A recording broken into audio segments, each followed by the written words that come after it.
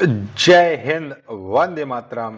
स्वागत है आप सभी का आपके अपने YouTube चैनल जी की जीएस के भंडारा पर। प्यारे दोस्तों, अगर आप रेलवे के किसी भी एग्जाम की तैयारी कर रहे हो तो रेलवे के हर एक एग्जाम में साइंस जरूर पूछी जाती है और साइंस की लगातार मैं आप लोगों के लिए प्रैक्टिस सेट करा रहा हूँ। साइंस का आज का अपना ये प्रैक्टिस सेट नंबर है 61। इससे पहले मैं 60 सेट अपलोड कर चुका हूँ। तो अभी तक अगर आपने वो सेट नहीं देखे तो सारे सेट आपको हमारी प्लेलिस्ट में मिल जाएंगे, तो वहाँ से जाकर के आप एक एक करके सभी सेट है देख सकते हो। और वीडियो पसंद आए तो वीडियो को लाइक कर देना। चैनल को अभी तक आप लोगों ने सब्सक्राइब नहीं किया होगा तो चैनल को आप लोग जरूर सब्सक्राइब कर लीजिएगा। तो चलिए फिर शुरू करते हैं।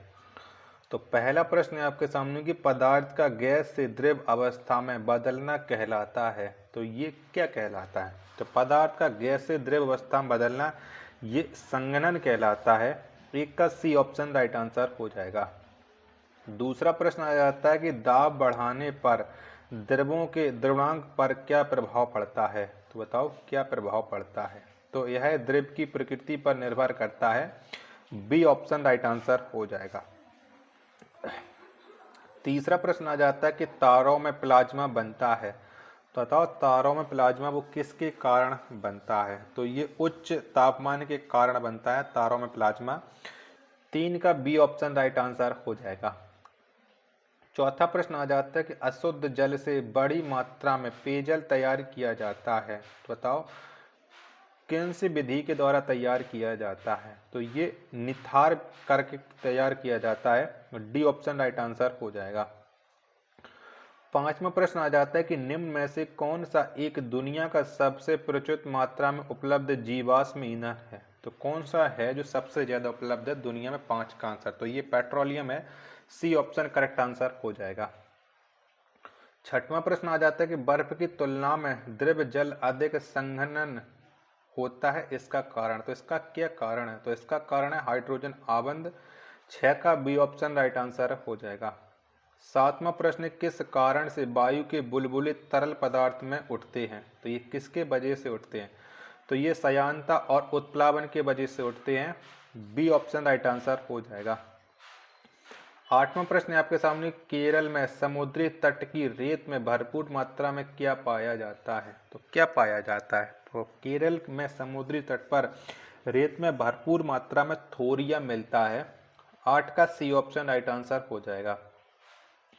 नौवां प्रश्न है आपके सामने कि वायु की प्रकृति के अनुसार डॉट डॉट पदार्थ एक विशेष रंग के साथ चमकते हैं, तो बताओ ये किसके साथ चमकते हैं? 9 का आंसर तो ये वायु में प्रकृति के अनुसार प्लाज्मा पदार्थ की एक विशेष रंग के साथ चमकती हैं। डी ऑप्शन राइट आंसर हो जाएगा। 10वां प्रश्न, कोयला संभवतः बनता है, तो बताओ किससे बनता है कोयला? तो कोयला ठंडी शुष्क रात में बनता है।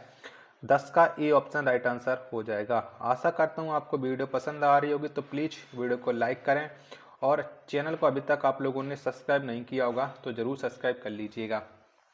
11वां प्रश्न आ जाता है कोलाइडों का शोधन किया जाता है, तो ये किसके द्वारा किया जाता है? तो कोलाइडों का जो शोधन है ये अवक्षेपण के द्वारा किया जाता है। 61 का ए ऑप्शन राइट आंसर हो जाएगा। 62वां प्रश्न है आपके सामने कि धुआं उदाहरण है, तो बताओ धुआं ये किसका उदाहरण है? तो ठोस का गैस में विलयन ये धुआं उदाहरण है। 12 का बी ऑप्शन राइट आंसर हो जाएगा। 13वां प्रश्न है आपके सामने कि दूध उदाहरण है, तो दूध ये किसका उदाहरण है? तो इमल्सन का दूध उदाहरण है। 13 का ए ऑप्शन करेक्ट आंसर हो जाएगा। 14वां प्रश्न है आपके सामने, कोलाइडी कणों का आकार होता है, तो कैसा होता है? तो कोलाइडी कणों का जो आकार है वो 10 की पावर 5 सेंटीमीटर से 10 की पावर 7 सेंटीमीटर तक होता है, यानी 14 का ए ऑप्शन राइट आंसर हो जाएगा। 15वां प्रश्न है आपके सामने, कोलाइडी रसायन का जनक किसको माना जाता है? तो किसे माना जाता है? तो कोलाइडी रसायन का जो जनक है वो ग्राहम को माना जाता है। 15 का सी ऑप्शन राइट आंसर हो जाएगा। 16वां प्रश्न है आपके सामने, किसी द्रव में गैस की विलेयता, तो बताओ बढ़ती है घटती है? तो किसी द्रव में जो गैस की विलेयता है वो ताप बढ़ने से घटती है।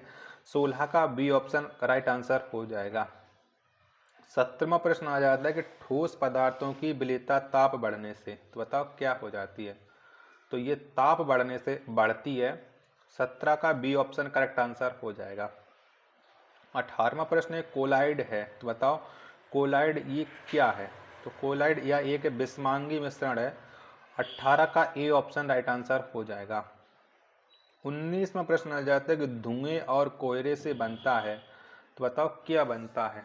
तो धुएं और कोयले से धूम कोयला बनता है, यानी 19 का बी ऑप्शन राइट आंसर हो जाएगा। 20वां प्रश्न है आपके सामने कि जब मंड का एक पेस्ट उबलते पानी में डाला जाता है तो बनने वाली प्रणाली का प्रकार, तो बताओ बनने वाली प्रणाली का प्रकार क्या हो जाएगा। 20 का आंसर आपको बताना।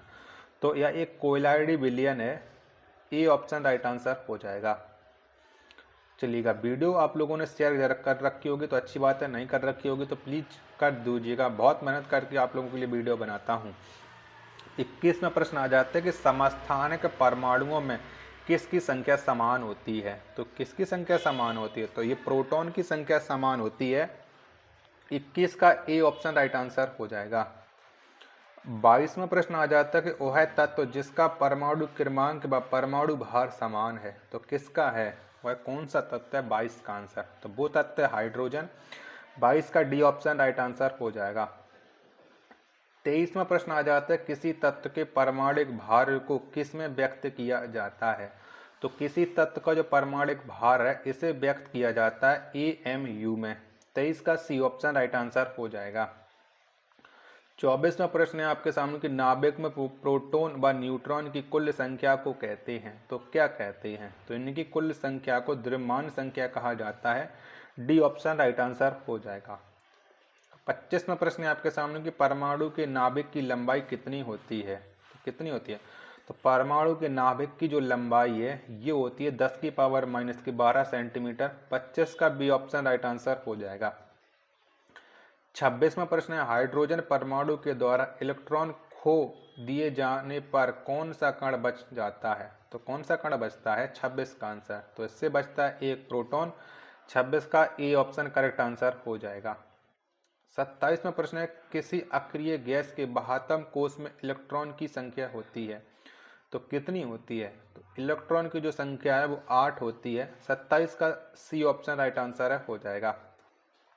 28वां प्रश्न है कैथोड किरणें बनी होती हैं, तो किससे बनी होती हैं। कैथोड किरणें, तो ये इलेक्ट्रॉन से बनी होती हैं कैथोड किरणें। 28 का ए ऑप्शन करेक्ट आंसर हो जाएगा। 29वां प्रश्न है कि हाइड्रोजन परमाणु का नाभिक क्या कहलाता है, तो क्या कहलाता है। तो हाइड्रोजन परमाणु का जो नाभिक है ये प्रोटॉन कहलाता है। 29 का सी ऑप्शन राइट आंसर हो जाएगा। 30वां प्रश्न है किसी तत्व के रासायनिक गुण निर्भर करते हैं, तो किस पर निर्भर करते हैं। तो किसी तत्व के जो रासायनिक गुण हैं ये परमाणु संख्या पर निर्भर करते हैं। 30 का बी ऑप्शन करेक्ट आंसर है हो जाएगा। अगला प्रश्न संख्या 31 है नाभिक के धनाभिषित होने की खोज की, तो किसने की है। तो नाभिक के धनाभिषित होने की जो खोज की है वो रदरफोर्ड ने की है। 31 का बी ऑप्शन राइट आंसर हो जाएगा। आशा करता हूं कि आपको ये वीडियो पसंद आई होगी, तो वीडियो को आप एक बार लाइक कर देना। चैनल को अभी तक आप लोगों ने सब्सक्राइब नहीं कर रखा होगा तो चैनल को आप लोग जरूर सब्सक्राइब कर लेना। मिलते पर अपनी एक और नेक्स्ट वीडियो और नेक्स्ट प्रैक्टिस सेट के साथ, तब तक के लिए धन्यवाद। जय हिंद, वंदे मातरम।